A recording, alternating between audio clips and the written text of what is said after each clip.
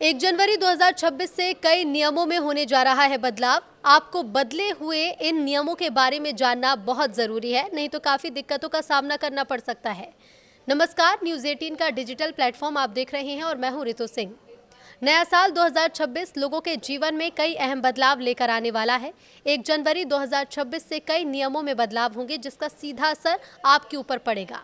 तो इन बदलावों में राशन कार्ड से जुड़ी ऑनलाइन सुविधा, सरकारी स्कूलों में digital attendance system, LPG gas cylinder की कीमतें और 8वें वेतन आयोग से जुड़े नियम प्रमुख हैं।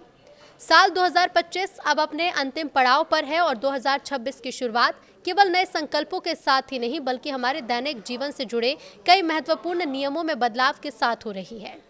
1 जनवरी 2026 से बैंकिंग, सैलरी, सोशल मीडिया और किसानों से जुड़े कई नए नियम लागू होने जा रहे हैं, जो सीधे आपकी जेब और आपकी जीवन शैली यानी कि आपकी लाइफस्टाइल को प्रभावित करेंगे।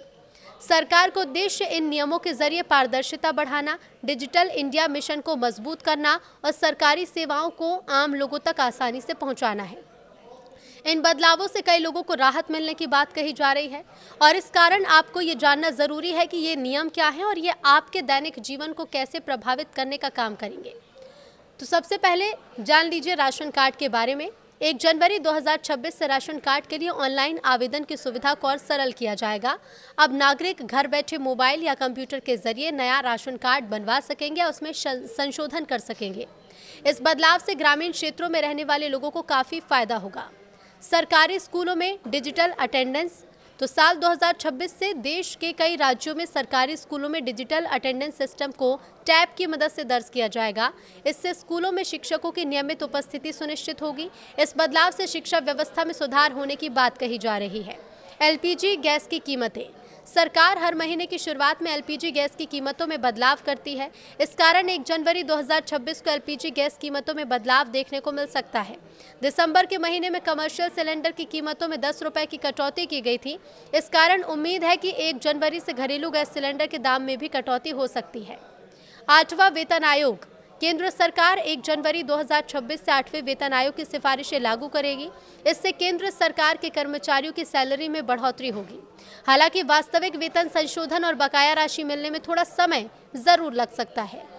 नए साल से बैंकिंग प्रणाली और अधिक पारदर्शी और तेज होने वाली है। अब तक क्रेडिट ब्यूरो हर 15 दिन में क्रेडिट स्कोर अपडेट करते थे, लेकिन 1 जनवरी से इसे साप्ताहिक आधार पर अपडेट किया जाएगा। इससे लोन की पात्रता, आपके क्रेडिट इतिहास की जानकारी रियल टाइम में उपलब्ध होगी। एसबीआई, पीएनबी और एचडीएफसी जैसे बड़े बैंक ने लोन के दरों में कटौती के संकेत भी दिए हैं। साथ ही फिक्स्ड डिपॉजिट यानी एफडी की नई ब्याज दरें भी जनवरी से ही प्रभावी होंगी। बैंकिंग और सरकारी सेवाओं का लाभ उठाने के लिए पैन को आधार से जोड़ना अब अनिवार्य हो गया है और ऐसा न करने पर आपकी बैंकिंग सेवाएं बाधित हो सकती हैं। ऑनलाइन धोखाधड़ी को रोकने के लिए सरकार और बैंक सख्त रुख अपना रहे हैं। डिजिटल भुगतान के मानकों को और कड़ा किया जा रहा है। विशेष रूप से व्हाट्सएप, टेलीग्राम और सिग्नल जैसे मैसेजिंग ऐप्स के लिए सिम वेरिफिकेशन के नियम सख्त होंगे, ताकि स्पैम और वित्तीय धोखाधड़ी पर लगाम लगाई जा सके। भारत सरकार बच्चों के मानसिक स्वास्थ्य और सुरक्षा को लेकर भी गंभीर है। ऑस्ट्रेलिया और मलेशिया की तर्ज पर भारत में भी 16 साल से कम उम्र के बच्चों के लिए सोशल मीडिया के उपयोग पर कड़े प्रतिबंध लगाए जा सकते हैं। इसमें आयु सत्यापन और माता पिता के नियंत्रण जैसे फीचर्स शामिल होंगे। सरकारी कर्मियों के लिए नया साल बड़ी राहत लेकर आ सकता है।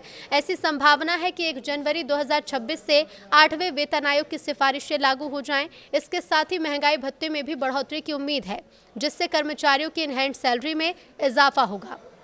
किसानों को मिलने वाली सरकारी सहायता अब और अधिक व्यवस्थित होगी।